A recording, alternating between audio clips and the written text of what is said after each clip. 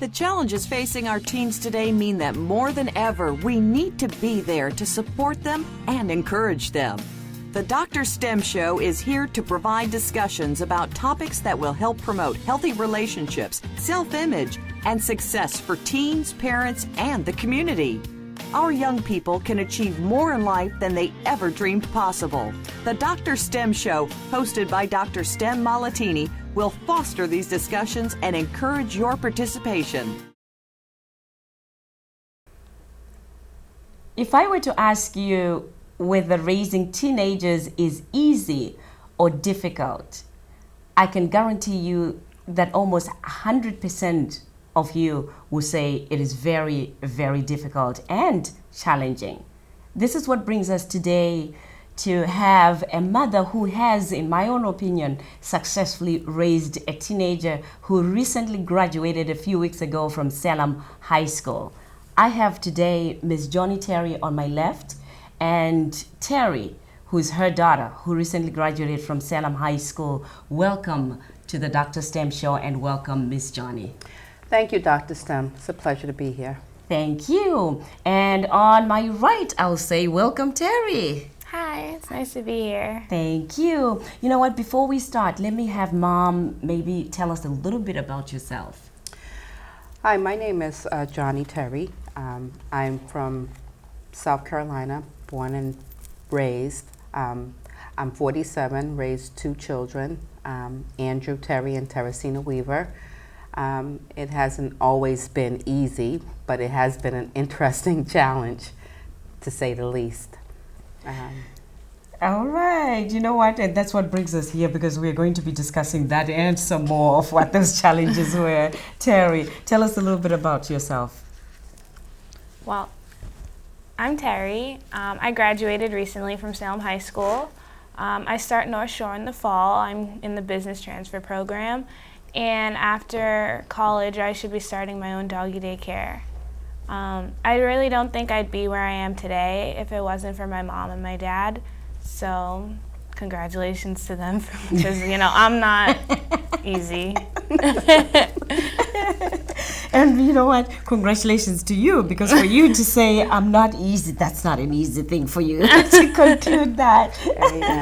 Yeah, it's not easy. So, Mom, I just want to maybe start off with the differences that you see in today's, children than the time that you were there. What are a few differences that you've noticed? The differences that I've noticed is that children of then were more respectful, more in tune to what their parents were telling them without having to be told, as opposed today it's almost like you have to break it down and explain why your reasonings are what they are.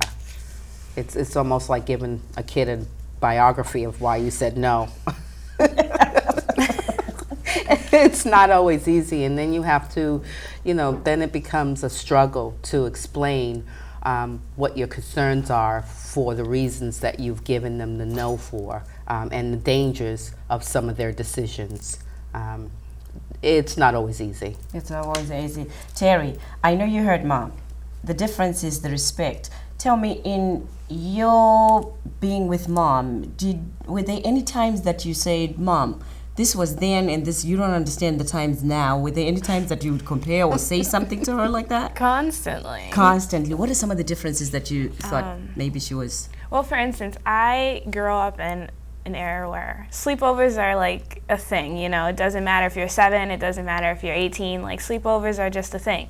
But when my mom was younger, she didn't have that option, It was no, you can't have sleepovers. But I feel like it's not a big deal. So she says, that's then and this is now, but it's just a sleepover, it's nothing major, And when you ask why not, I think it's a good explanation. Like, I should ask, why can't I have this? I'm the type of person that if you say, you can't have this because, Terry, it's not a good night, or, Terry, I had a bad day, I don't want people in the house, I'd be like, okay, but if you just say no to me, I'm going to fight you on it. And you know what? That's every teenager. Absolutely. I tell parents all the time that the biggest challenge of raising teenagers is for mothers to take a step back and actually have an answer for why, because they're going to ask you why. And it's not being rude. Right. When they ask why, they want to understand, as you just heard her. But then what you have to understand is most mothers are coming from the old school. You never get to ask why. So when you ask why, it's almost like you're challenging, them being a mother. So it's like, oh, you're gonna ask me why? Watch me. Let me tell you why. No. And you heard her. Well, if I don't get the answer to why, I'm gonna fight you. Exactly. And then my thing is, okay, you can fight her, but then you're not going to get what you want if you fight her. Oh, it's been some struggles, let me tell you. Right? Yeah. So I think one of the things that a lot of parents need to understand is what I'm finding out. You have the most intelligent teenagers in today's world now, because if you can find the reason why and you can understand the reasons why, that's what careers are about, that's what school is about. If they need to continuously ask why, and get the answers. So if you think of it that way, to say, okay, I forgot I'm raising somebody who wants to understand why, let me do it, and explain this way, then maybe the arguments, would be fewer. What were some of the differences? What about dating? Is there an age limit that we should allow these young ladies and young men to start having dates? Wow. I think I'm pretty open with that, because I don't generally know what the age is. I think it has to go on with what a parent feels comfortable with, how you can trust your teen, and the maturity level, obviously. And you also have to be very selective of the person that's, coming to your home to date your son or daughter. Yes. So I think the age limit, I wouldn't say start your child off at 13. I mean, 17 in today's world is pretty acceptable, I believe. 17. What do you think? Is that realistic? No. Okay, talk to us. Well, my first boyfriend, I was 15, but it wasn't serious. It wasn't. I just feel like you can't. It's just a thing, it's nothing too serious. At 15, but I mean, it's gonna happen. You're gonna crush on someone. You're gonna like someone.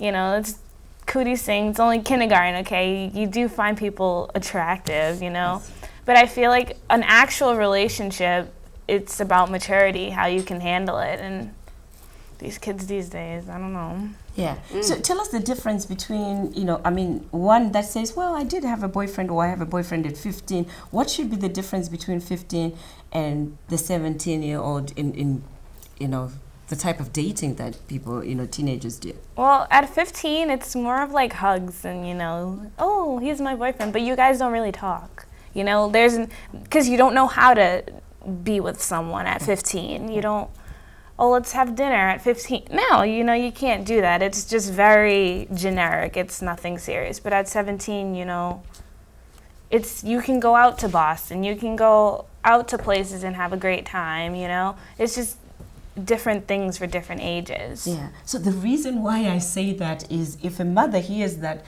15, their eyes go, yeah.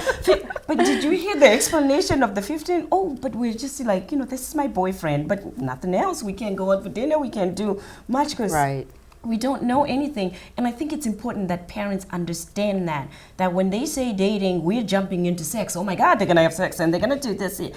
Which sometimes it does happen, but not to assume that every kid, even including yours, is going to, have sex.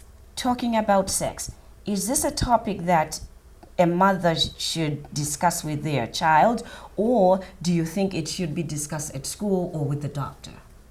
I think it's important that everyone plays a role, because it's been said to me, it takes a village. Yes. To raise a child. So, the doctor explaining from a medical standpoint, teachers, counselors from their standpoint, and then a parent from their standpoint. So everybody should get together and be involved in this teaching, because it does take more than just one person's opinion. And I like that. So there was controversy that happened with, with talking about sex in the schools and at what age we should start. We're going to take a quick break. Start thinking about it. What age should we start talking about sex to our teenagers? We're going to take a quick break and we'll be right back. Before we went on break, you can tell that we're having fun here because the things that we're talking about are real. And these are things that should be discussed in a family when you're raising teenagers, because they're going to be coming up at one time or another in your family. So before we went on break, I was asking about sex education. Is it something that we should, have a certain age that we need to start discussing it? Should it be the parents that tell these children about sex? The teachers? Should we talk about it in church? I'm going to start with Terry on my right, who's the teenager, and hey, she just recently went through it as a teenager. What's your opinion on that? Who should be teaching sex education? Well, I feel like it's awkward, like with your parents, because they don't want you to do it. Yeah. They don't want you to be like, Mom, I want to do that. They'll be like, what? No, you don't need to do that. But like with a counselor or someone that like is literally that you just have to work with, it's less awkward because they don't mean anything in your life. That's their job. Yeah. So I feel like it's kind of easier talking to a counselor about it. But I also feel like that you should be able to trust in your parent to help you through it, maybe tell you, no, it's not a good time, or I understand, but I feel like you need to have that conversation with your parents, because if you can't, then you don't have trust with your mom or dad. Okay. So then when it comes to birth control, is it something that should be taken? Well, because then, you know what, I know we said 15, 14. I have spoken to kids that are 11 years old that are having sex, and I just like jumped out of my skin. Yes, they are. Oh my gosh. Yes, they are. And I'm thinking, well, they could have a kid by at least 12, 13, Oh my and gosh. when they're able to conceive. So as far as birth control, do you think that parents should allow their children to take birth control or not? At 12, no. Okay. I mean, 15 possibly, because, just to be safe, but I don't know, I still think that's a conversation to have with your parent. I still think, well, because then, I'm just an adult. I still think we shouldn't have sex at all. Mom, what do you think? She's like, I wish. Speaking from, being raised by an old school parent, and sex just was never talked about in the house. Yes. And, my question was about sex, and my parent was, why? It's not important. So I think I learned about birth control and sex from my school nurse, and I thank God for her, because she's absolutely was wonderful. And I think that 12, a little young, but if you have a child that's promiscuous, then you as a parent would have to take that next step. But I believe 15 and up. And there's all reasons why you take birth control. You might take it because you're breaking out and it helps with the hormones. But then there's an added benefit. So in case that child does run out there and, start to experiment, then you know that child is protected and you don't have to worry. I mean, it doesn't protect against sexually transmitted diseases, yes. but it does prevent unwanted pregnancies. Yes.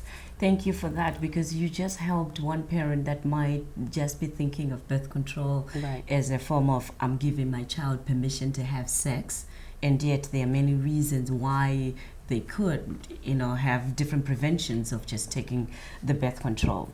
So, hey, I had come up with 10 things that I thought would be interesting as rules or maybe guidelines of raising a kid. So what I'm going to do is I'll just say a statement, and then you guys can just tell us what does that mean for you, and I'll summarize it, in my opinion, what I think that means. So the first one is give kids some leeway. Mom. Don't hold the reins too tight. You don't want the kid to become rebellious. Give them just enough rope that they can feel secure and have freedom. You know, I'm going to put you out there, right? Because then we want to know if she was able to do that.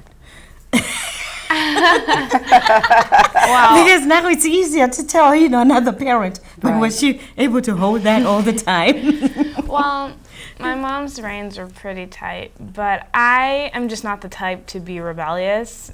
I'm not the type of person, but for the kids that are, it's probably not the best idea. You might want to, give them a little bit of leeway.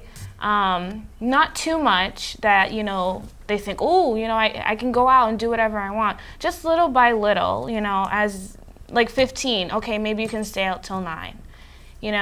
As you get older, slowly loosen it. But if you do it all at once, they're going to, go crazy. Most parents probably forget that their children are individuals that will have to develop their own identity. Mm-hmm. So by allowing them a little leeway to experiment, not in a negative way, but to see the world, talk to other kids, they'll be the ones that come and say, oh, Mom, you should see what so-and-so was doing. I don't know how a parent, and then as a parent that I'm doing something right because she's coming back or he's coming back and telling me about the other kid. And that's what, giving leeway would be all about. But then as a parent, I always say, your child. Right. That if I give this much leeway, then that means, they're not going to understand the privilege that they have. Okay. So I need to do, like Terry said, just a little bit. And then, allow them more freedom as they go on. All right. The next one I love. Choose your battles wisely. Oh, yes, Terry. I'm a fighter.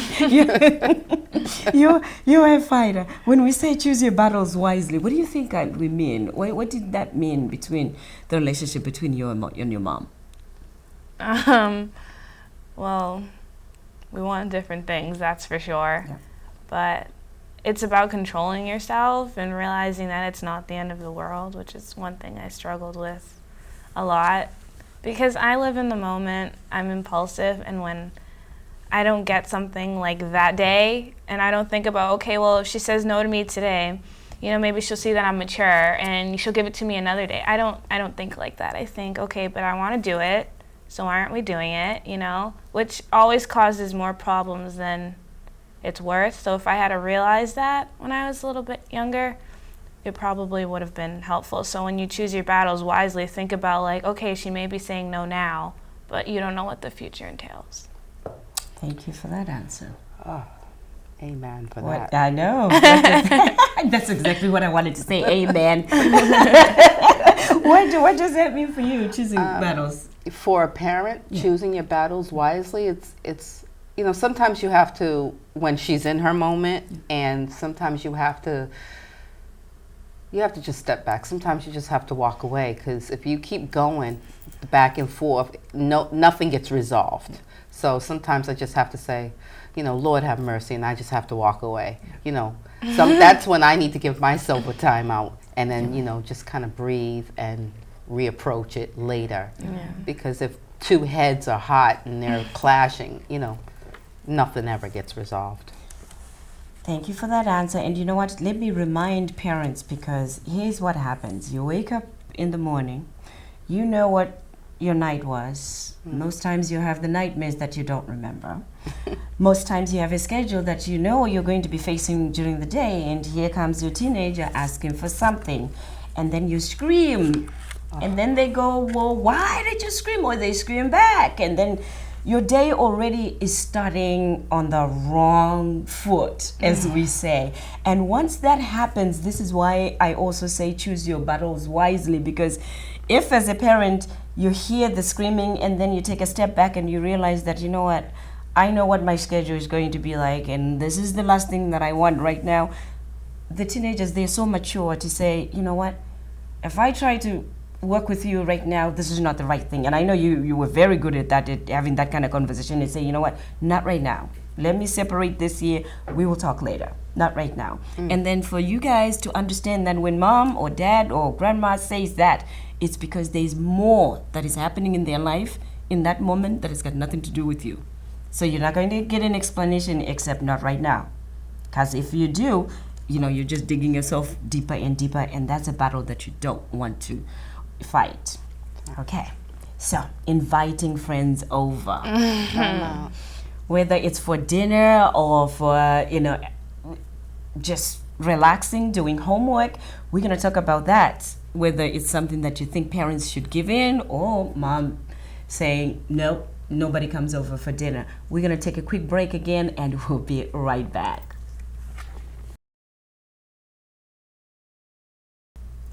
Before we went on break, we were talking about parenting tips, because we are talking about 10 parenting tips. So the second one that we just finished was choosing your battles. And then I had just asked about the third one, which is inviting friends for dinner. Mom, what do you think about that one? It's wonderful. Believe me. Anything to get them out of your hair, trust me.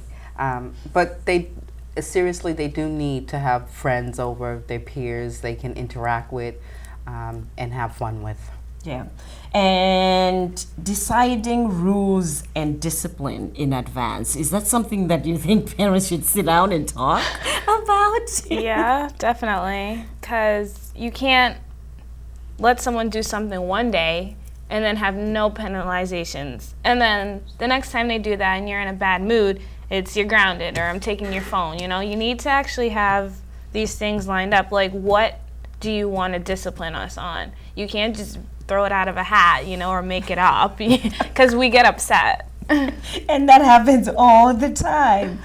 Going with that one, I had written discussing checking in and checking out when they go out. I believe it's a good idea. Okay. You need to know where, when, why, and who. Yes. So checking in, obviously parents, good idea. And thank God for those phones, because now you just text message and say, hey, tell me where you are. Right, exactly. Exactly. And before the break, I know we were talking about that child that was found dead on the highway because the parents didn't know where she was. At 16, that checking in would have been great as well for them to have. Yeah. All right. Now, number 6, we're going fast at these ones because they're getting to be interesting. Talking to teens about risks. Yes. For instance, if you want to go to a party or something and you think, okay, well, all my friends are going. If your parent actually sits down and says, okay, well, is there going to be alcohol? Or do you know what happens when you take these drugs? Or stuff like that, you're actually, getting involved with your kid, making them know that you care. Yes, some may be like, mom, whatever, it doesn't matter, I'm not going to do it. But just telling them what could happen and who you're associating with, it does help a lot, and I would recommend doing that. Okay. All right. Thank you. That's a great tip right there. Number 7, I said give kids a game plan. Well, like if they go out, like Terry was saying, you sit down, you talk to them about the drinking and smoking that's going to be there. If somebody that you went with is drinking or they've been using drugs, what do you think it's a good idea to give them a game plan of what to do? Absolutely. If that happens? They do need a game plan. What was yours? A game plan would be if your friend that you went with is drinking or using drugs, then you need to be able to have a pickup. Yeah.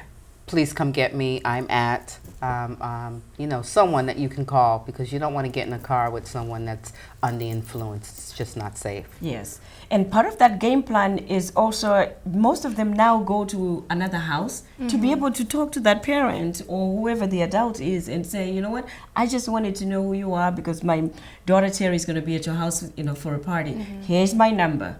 Exactly. If there's anything that you're seeing there or, I need to come pick her up, please let me know, because sometimes they party and they forget that they've been drinking, and then, your child will be the only one. So that's the game plan. Yeah. What about keeping the door open? The doors should be open. Yeah. I mean, you want to have an open door policy with your children. You want to be able to, so they can be able to come and talk to you about any and everything. Sometimes it's not easy. I know that me and Terry, we've kind of butt heads a lot, but over the years, it's become very easy. Yes. Yes. What was your tactic of having mom sit down and talk to you? It was awkward. Right? I really didn't enjoy it. I was hoping it'd end. But now I'm glad that she did, because there's been times when I felt like, I didn't think she was there for me. But then we have those moments where, we sit down and we talk, and it's honestly a really great feeling. Yeah. And in the end, it really does make you, get closer with your mom or dad, and, you can have those moments more often, and it does solve a lot. So did you find, I had that the next number 9 was letting kids feel guilty about what they have done. But did you find that the more that you got to understand where mom and dad were coming from, that it became easier on you to communicate with them, and it became easier to get what it is that you wanted? Was that something that you found throughout? Because I know we spoke about this, that the more that you understand where they are and go with the flow of what their rules are, then you get more. Definitely, it was. It allowed, our conversations allowed my mom to see that I was mature more than other kids my age. When I said I really wanted to go out, I did want to go out. I wasn't going, somewhere else to get wasted or anything like that. If I want to go to the movies, Mom, I really just want to go, and having those conversations, your mom can be like, oh, wow, she really did just want to go to the movies. She wasn't just saying that she wanted to go here or there. They say, okay, she is really growing up. I can give her more trust. Yes. But you have to be able to have those conversations, because if not, they're going to be like, see, this is why you can't go out. You're not mature. You can't have these conversations with me. Yes. So I think it's a good idea to have those conversations. I agree. Being a role model, how was that for you? Because you're raising a young lady and a young man, and you are a young 46, but that time you were a young 20-something, 30-something. How important is that?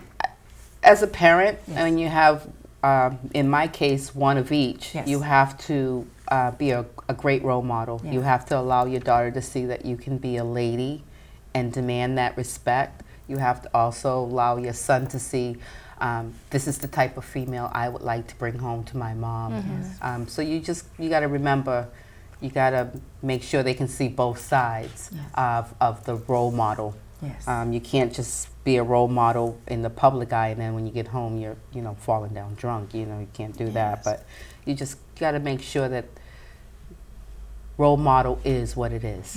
Yeah. It's interesting how I always remind parents that these children are watching and listening at every moment. So you'll be amazed at what they are seeing and what they are hearing. Right. And most parents are like, well, I didn't do that in front of them. I'm like, well, but they can see, they know. They can see you. Yeah, so I think being a role model is really key. The other thing that I didn't put on my 10, so the 10 were giving kids some leeway, choosing your battles wisely, inviting friends over, whether it's for dinner or to come into the house so that you can get to know them, deciding rules and discipline in advance with your children, deciding checking in, talking to teens about the risks that are out there, giving them a game plan, keeping the door open, letting the kids feel guilty sometimes about, the choices that they have made. And the number 10 one was being a role model.